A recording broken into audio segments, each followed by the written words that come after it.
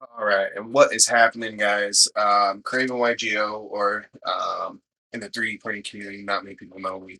I posted a video earlier and got a couple people asking questions about my specific Cura settings and stuff like that. Um, I'm going to go into that a little bit today. I know it's something a little bit different than what uh, most of my viewers are used to. Um, I'm going to try and keep it, as on topic as I can, and not make it too crazy. I'm just gonna go through all of the different setup or profiles that I have to make sure that this is still going to be running good on the backside. I'm not going to lose out on anything. Okay. Um, that's not going to be the first screen. Most of the time, I'm not too worried about trying to half screen it when I do my strings and stuff. Let's try that. Okay, so that's still giving me a pretty good view of the entire thing. So, um, when we're looking at this stuff, we want to look at all the individual. I'm gonna go through and talk to you about each individual setting and how I do it. Now, I do a point 0.2 layer height, so people can bump it up a little bit. I know the chat profile was a 0.28. I felt that point 0.2 is a little bit better for overall quality. The one the print that everyone saw in the profile was this one. It turned out really good, turned out really crisp. The layer lines aren't super visible. Um, no, I'm extremely happy with it. It has a little weird little thing right here, but it's coming up, and the way that Fusion 360 made this fillet kind of doesn't surprise me that I had a little bit of an issue, but it was printing fast like I was showing you guys. Um, I'm also going to look through, like, I've got the printer going with the camera right now. We're going to swap over here in a little bit. I'm going to let you view from the camera and see. But line width, you want to bump that up because you're going, if you're going faster, you want to make sure that you're putting the same amount of filament down, and keep it, nice and tight. I think Chep's profile is 0.47. I just bumped up to 0.5 because I just felt like 0.47 was kind of a weird number. Um, zero point 0.5 was just a little bit more even for me. Um, I think that just adjusts all of these down to here to the info line width. This was 0.57. This is from the chat profile. I kept it the same. I didn't think I needed to bump that up any. Everything else is pretty much the same. Support line width, blah, blah, blah. Initial layer, line width. That's all good to go. Um, walls, two walls. And this is printing with two walls too. I'll go through how the profile changes, like how long it takes and everything like that. You'll see here in a little bit. It almost cuts it to about half the time. Um, most of the time it's like 5/8. Um, outer wall distance, I didn't or outer wall wipe distance, I didn't change any of that. Optimized wall printing order, I always have that on. Now, this is one thing that a lot of people miss that I personally like a little bit because it gives it just that little extra bit of strength in specific places, and it kind of, like it says here, it like sandwiches the layers. So it's a little bit harder, a little bit tighter. It'll be, you'll on the even layers you only have two, on the odd layers you'll have three. So I kind of like that. It also doesn't do a ton of extra um, like time to the print. Um, Compensate overlaps, that's our always checked. Filter out tiny gaps, that's always checked. Print thin walls. I'm on the fence on this one. I don't really. This isn't, according to my knowledge, really used a whole lot, but I do have it just to make sure. No horizontal expansion. You want to have your Z seam set at your sharpest corner. Seam corner preference. Smart hiding. That automatically does it for me. I don't really fuck with any of that. Um, Top surface skin layers. So that is how I got these little uh squares, but they're like kind of like a dragon scale. It's kind of weird because it's 25% infill, and then this one skin layer here doesn't fully cover it all. Kind of got it up here as well on up here. I don't know if you guys can see it good in that video, but it's kind of like a dragon scale.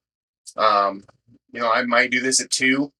Just it's been working pretty well for me at 1. Like I printed Some of these kitties as well. These Calicats I printed. It's probably not going to pop out because it's green. Let me do a different one.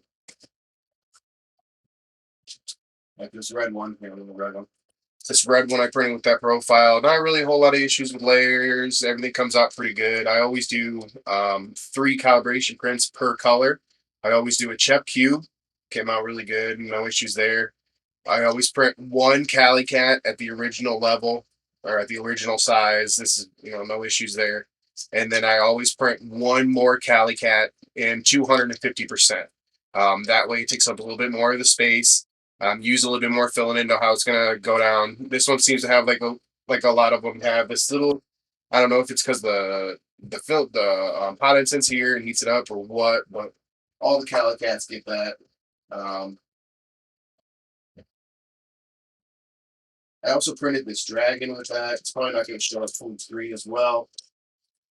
Which run in my whole display. Um, got a little. That's not really stringing. That's like shit from the printer.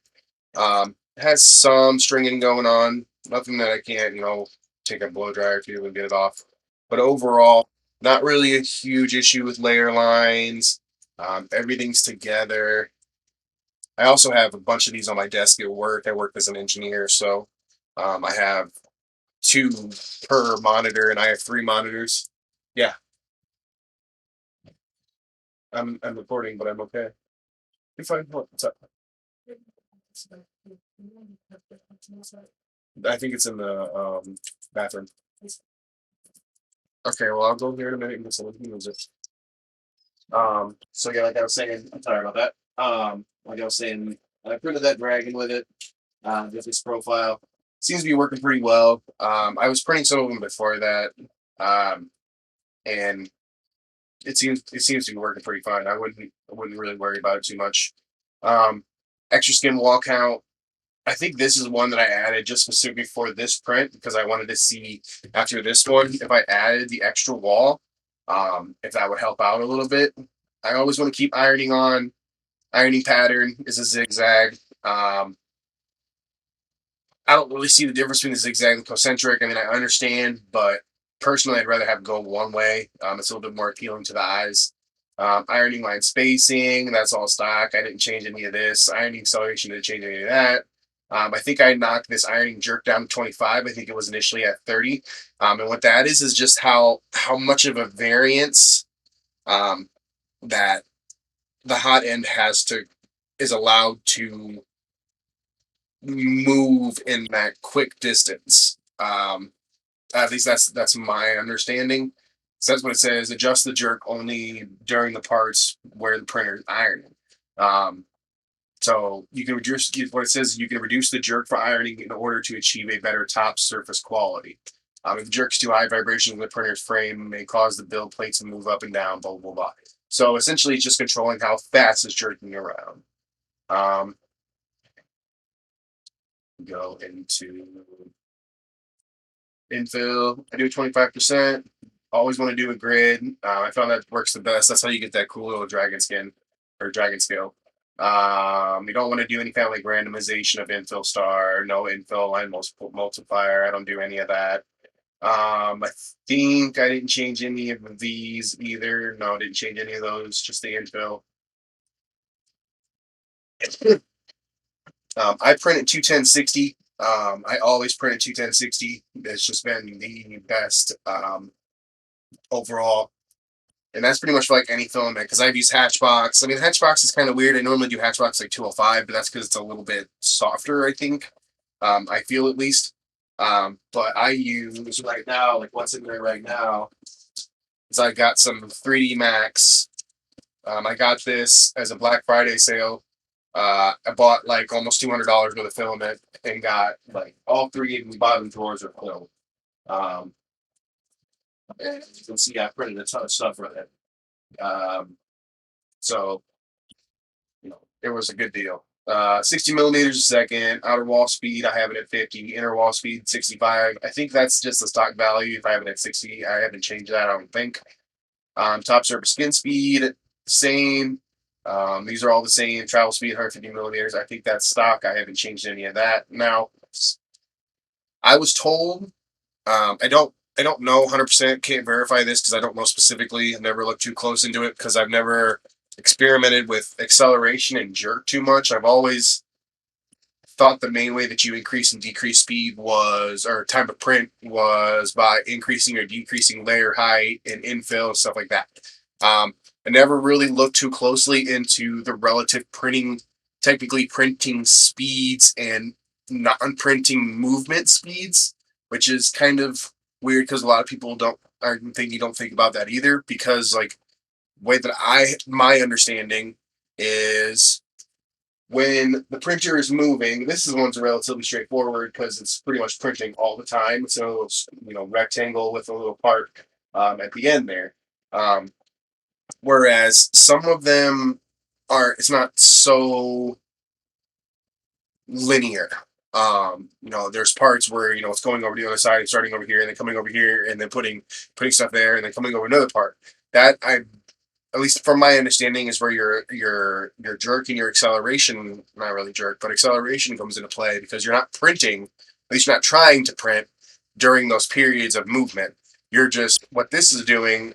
My understanding is it's increasing the speed from which it's moving to those points. Um, Now that also you have to take into account like your retraction settings, stuff like that as well, or you're going to string all over the place. So I was also told that the Ender 3 V2, which is what I got, is maxed at 500 millimeters a second for acceleration. Um, I was not aware of that. I guess, I mean, as far as I know, it wasn't mentioned in any of the chat profiles. Um, but I have it at 3,500. I have noticed it seems to be a little bit faster, but not like so much faster I thought it was going to be. I just went with it because that's what was on the profile. I think his was 4K. I bumped it down a little bit, but if it's going to max at 500 either way, it's not really going to make an adjustment. I would just keep it at this. I think I bumped these up. I think these were like 1,000 on his profile, which 1,500. But like I said, it's not going to make much of a difference if it maxes out at 500. Um, your travel acceleration 500, infill layer is 1,000, but it doesn't matter. Now this is another thing. I bumped the jerk down, like I said, to the 25 millimeter. I think the chat profiles were between 30 and 35. I don't 100% remember because, like I said, I have adjusted some of these. Um, 25 across the board, pretty much. Travel jerks 20, initial layer jerks 5. Brim skirt because I use a brim. I never print with anything except a brim, as you guys can see here in the print and on what I printed. Um, my retraction settings. So my retraction's pretty high for some people. Some people don't go that high, but I do 10 at 40. So what that means is it's moving 4 times the amount or 4 times as fast as the movement that's coming out as it's retracting, which I think is good for that quick movement that this is going to get when it's going back and forth. As you guys can see, it's going crazy back there. Um, retract speed. I'm not quite sure what anything to do. I think it just matches to that. Prime amount. I mean, you could probably bump that up, but that's a stock value. I haven't touched that. Pretty much everything else I don't touch from there. Cooling stays the same. I haven't adjusted anything in there. Support. Now support settings are kind of weird. Everyone has their own different support settings and what they like to do. My own personal preference is 40 angle. I like to keep them very thin. So, like, the bigger the value here, the wider the base is. I like to keep the base very small to cut down on one, filament use, and two, with it just like so much, like it doesn't need to be so freaking big for it to come together to support something. Um, I also have the diameter here, so it starts at 2.5%, and then altogether it'll reach that one. So it's cut down of overall like printing time and like the amount of material they use everywhere. But on this kind of print, you're not really going to use. I mean, I just only have a couple. And what this is, I didn't really tell you guys about this. This is a different version of this. This ended up not working how I had anticipated. This is going to be a recording um, stand because I play Yu-Gi-Oh! I go to tournaments and stuff. Um, Like my phone will sit up here and record the dual, but it doesn't fit correctly. It's not 100% correct. So I went back, made some quick adjustments in Fusion 360, and I'm back to printing it again. Um, I don't think I changed anything for some reason. I haven't touched these. These are the stock values. They say they're orange. I'm not really quite sure why they're orange. I just haven't played with it because that was good to go. All of this is stock. I didn't mess with any of that. Built plate adhesion. I always do a brim. Like I said, 10 brim lines unless you got more room. And it's like really, if the first time it moves or something, you put more brim. I always print with a brim. It's super easy. It's super easy to take off. All you got to do is just pull at the corners, and I mean you're solid. Um, it's as simple as that. There you go. I always recommend it, and then I don't do any of these like dual extrusion mesh fixes. I don't do any of that stuff. So what I'm going to do now, we're going to take you over to the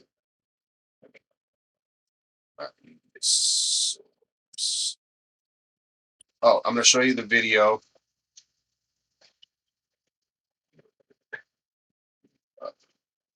This is the video that a lot of you guys were asking me about initially. Um, so as you can see here, this is 60 millimeters a second. The overall movement speed isn't super crazy. Yeah, here I was moving right there. Um, it's better. It's a better print speed. Definitely moves quicker. It's not super duper high. Like I guess that you can get these, but you have to adjust like the firmware and stuff. I'm not trying to do all that. So yeah, turn this down. That way there's no volume from that. That's great. So I'm just gonna fast forward this a little bit as you see it builds it up, gets that good top layer going, and then as it goes back and forth, it's got that nice top layer on there, and then it finishes up, and you're good to go. So that's this profile making that part, and then we've also got this. I'll pop you over there so you can see. Nope, that's not it. Nope. That window captures 3. Do I not have that set up? I don't have that set up yet. Oh, I'm very sorry about that. Let me get 4.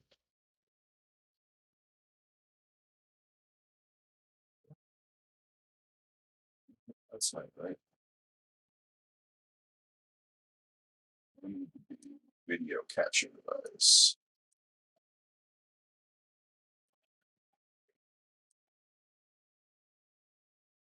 That's my problem. Let me get the next one.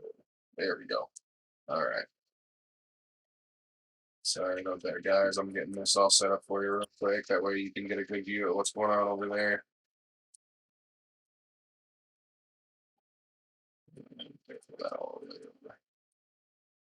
All right, now let's move up at the top. Okay. So as you guys can see here, this is the print that's going on right there.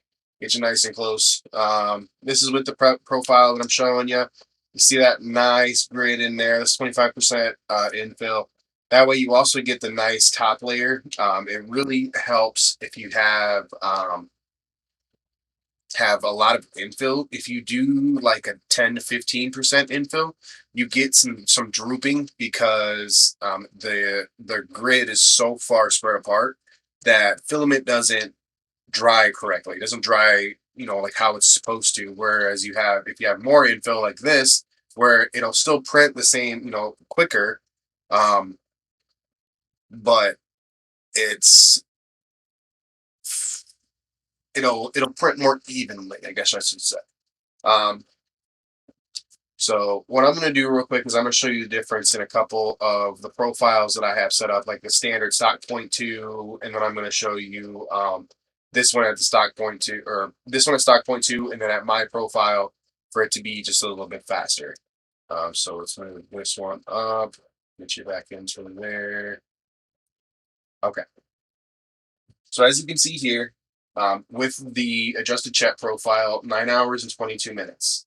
Now, if I go with just the standard quality 0.2, which I know, number one, it won't even allow you to print it because it doesn't fit. I could change it to get it to work, but what I will do, just in spirit of trying to get this as close as I can without having to make any super adjustments. It will print with no build plate adhesion difference, or without any other difference besides the build plate. So on this one, it cut down about 4-ish hours, which is about a third of the print time. So it's not amazing. I don't have like super fast going, but it is increasing or decreasing the overall print time. So go back to my check adjust the profile. See, a little under 9 hours. And that should be exactly the same. Shouldn't have any adjustments. Should all be 100% the same. Um, and then what I'm going to do is I'm going to load in the one that I just printed, the base, and show you the difference in that because um, that was more of a difference. I mean, this one was also pretty big. I made these designs and they were definitely not to scale. Um, kind of boogered that up a little bit, but we got to do what we got to do. So this one with the chat profile, 16 hours and 57 minutes. And that was fast. I was really surprised it printed that fast. So, and that well. Um, Now with the standard 0.2, we are looking, like I said again, not gonna fit on the plate, but the built plate adhesion is good to go. I think this one cuts down like I think this one was like 26 hours. So it cut like almost 10 hours off. It actually did cut 10 hours off. Cut um, you know, almost half of the print time. Uh, which is a pretty good saving to me because I'm going to tournament tomorrow. Um, if I didn't get these printed before that tournament, that would suck. But I'm going to be able to get both of these printed almost by tomorrow morning. And I started this print last night, and it was done today for me to start that one. That one has 4.5 hours left, so that will be done after I'm in bed, but ready when I wake up in the morning. Um, so it should be ready to go. And honestly, if I need to make an adjustment, I'm probably just gonna figure out another way to do it. Maybe like an attachment, maybe like a little, I don't know, something. I'll figure something out. Um, like a one to go in here and then go in there, and maybe different sizes or whatever. I don't fucking know. Um, but yeah, let me know what you guys think. I think the saving in time overall is really good. I don't think that increasing it even more is honestly very good um, because I think at some point you want it to still be restrained, is what I should say. You don't want it to be like going so fast that it just screws everything up all the time. You want it to definitely be within an acceptable range to still produce quality prints without going so fast that the prints are unrecognizable. And sacrificing stuff for that to me is just not what I want to do. Um, so yeah, let me know if you want to see more content like this. I plan to do a um, beginner's guide, everything to do with the printer. Like I want to go over the individual parts. I want to go over like everything because I see a lot of people on some of these the group pages and stuff asking a ton of questions and never really understanding anything that's going on with the printer. Just how do I fix this and not even knowing what causes it. Um, So I just want to make one sprawling beginner's guide that just covers everything. Um, so be on the lookout for something like that. Let me know if you guys are interested in more content like this, because this is a first for my channel personally. Like I said, I do a lot of video content, but um, I am interested in making more stuff like this if people are interested in seeing it. Um, Again, like, comment, subscribe. Let me know in the comments. I'll hit you guys up another time. Thanks.